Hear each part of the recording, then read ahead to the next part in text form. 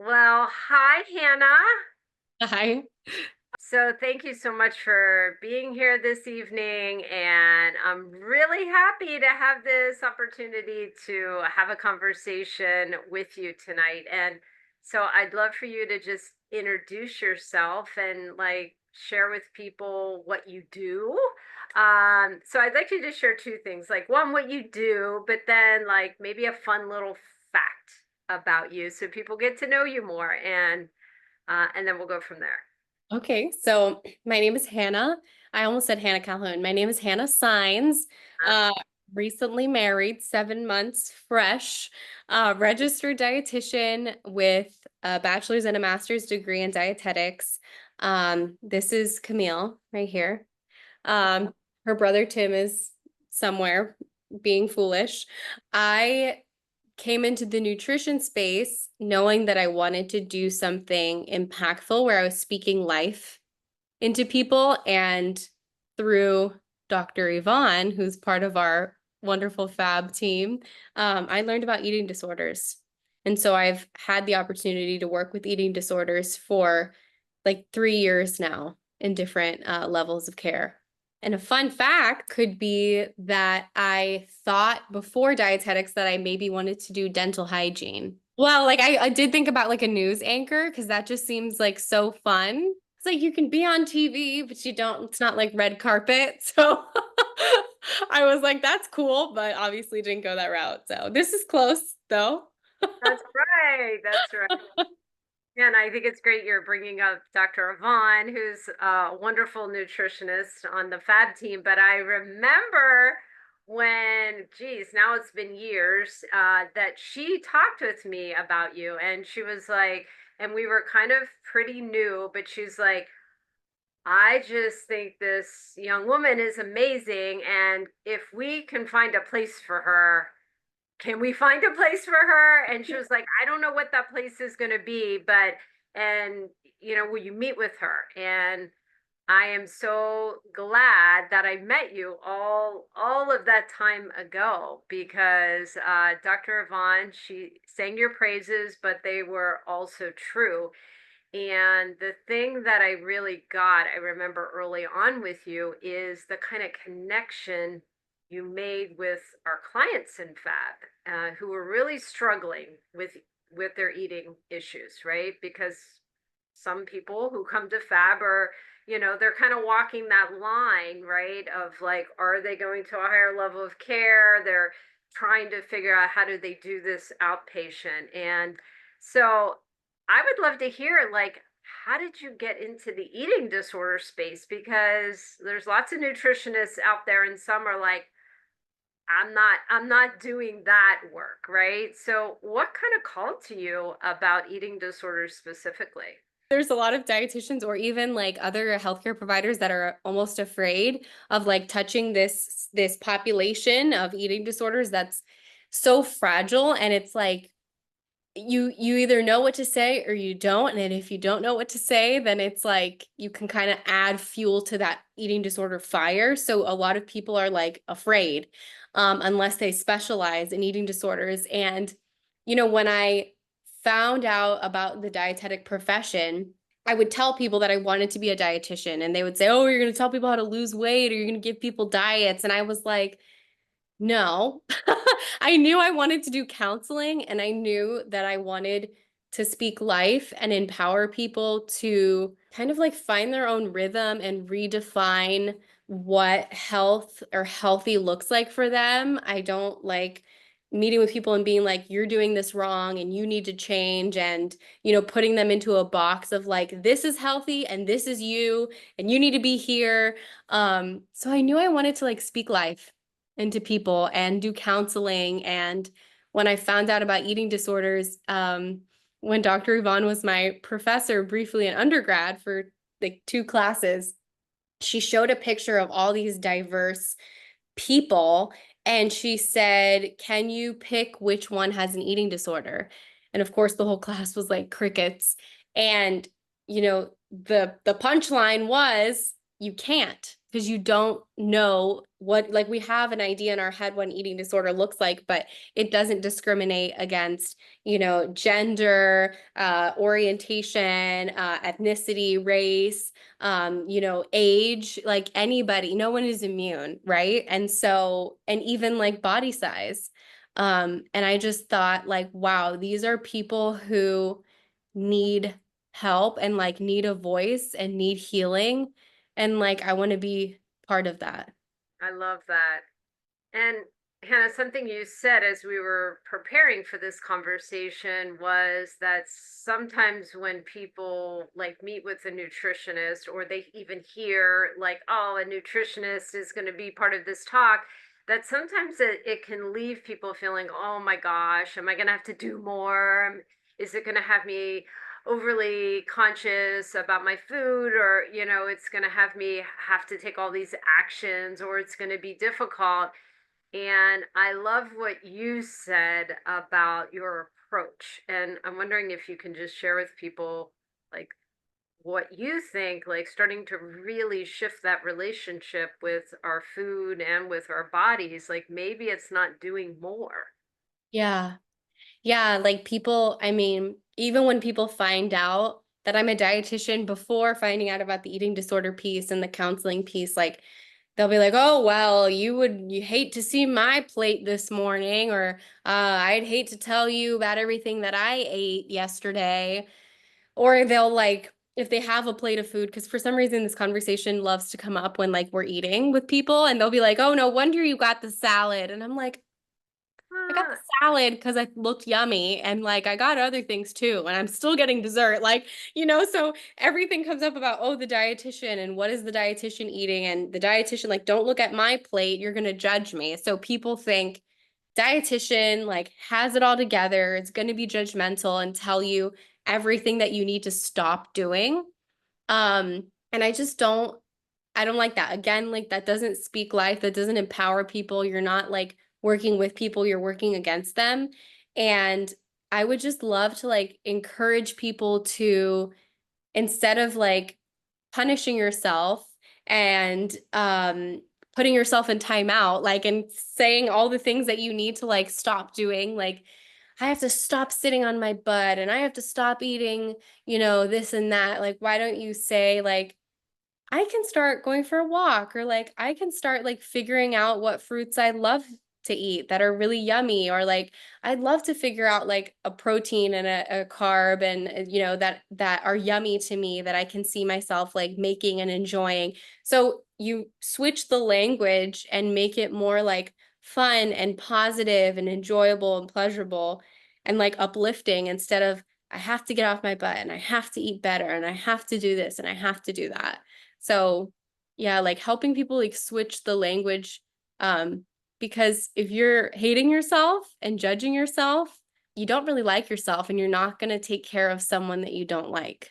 you said that so well. And I think so much in our culture is about like being critical, right? Like no pain, no gain. Like there are those messages, the good foods, the bad foods. And so there is kind of such this judgy part about our, like the messages we're told about food or about exercise. And what I hear you saying is kind of such a different, more positive, empowering message. And I wonder what would happen if we had this being fed to us at a at such a younger age, right? If we could really change this cultural message. And I know that's like kind of a maybe a big ask, but maybe a place to start, because sometimes I say I have parents who are like, what do I do, right? Like, I'm concerned about my kid eating all this sugar, or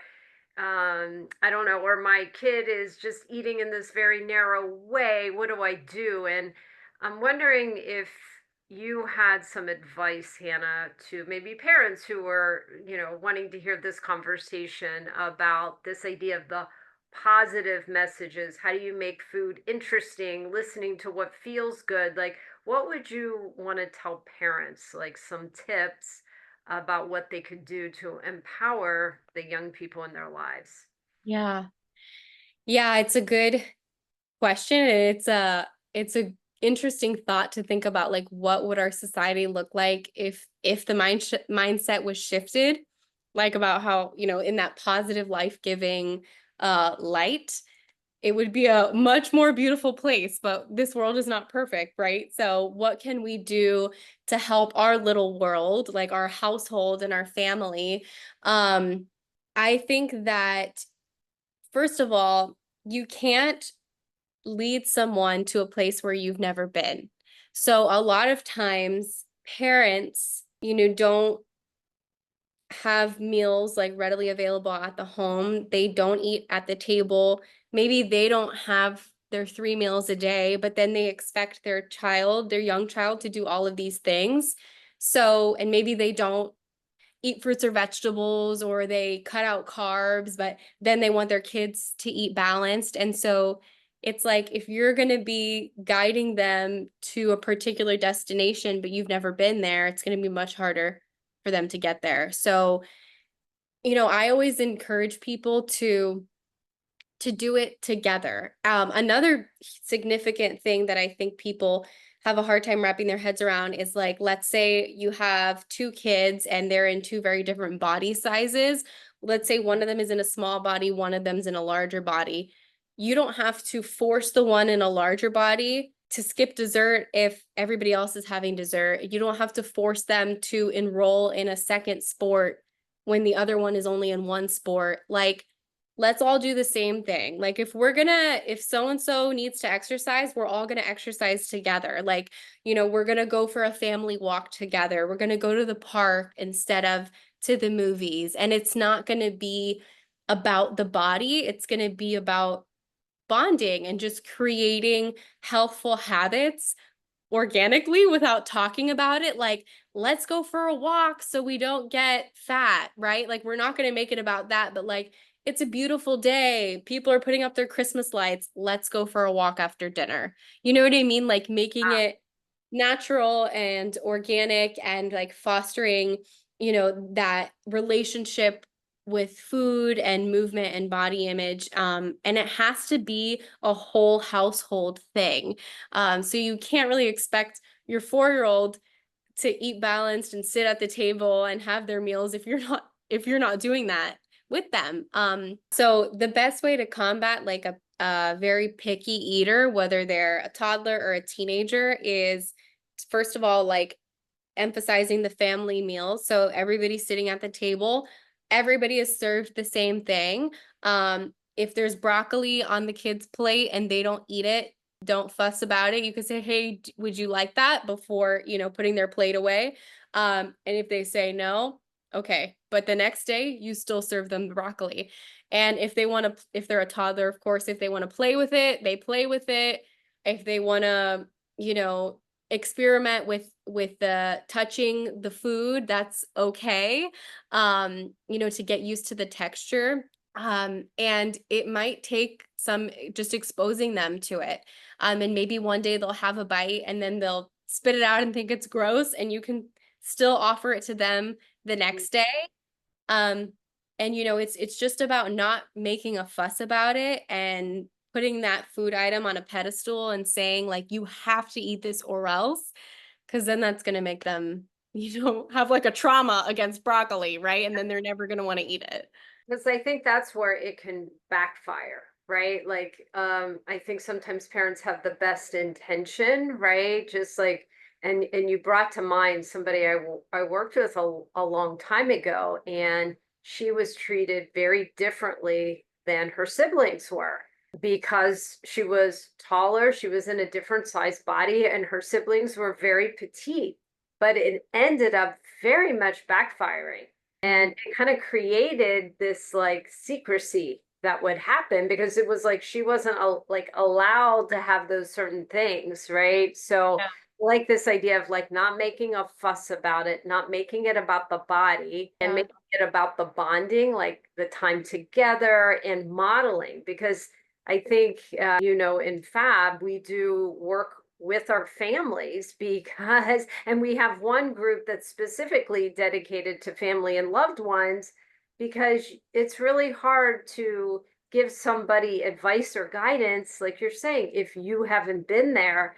So if the parent is not taking on some of those things, it's really kind of a disconnect that the person in their life is going to try to do what they're preaching when they're not doing it themselves. And look, like it's a journey for all of us, right? That's something I say is like our relationship with food and body, it never stops, doesn't Hannah? Like it No. never stops. It's a lifetime journey, right? Yeah.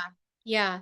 And it's hard. Like parents have a lot of pressure, I think, now with social media as well, because now not only are you getting the unsolicited advice from your family members, your in-laws, your neighbors, your friends, but also people on the internet.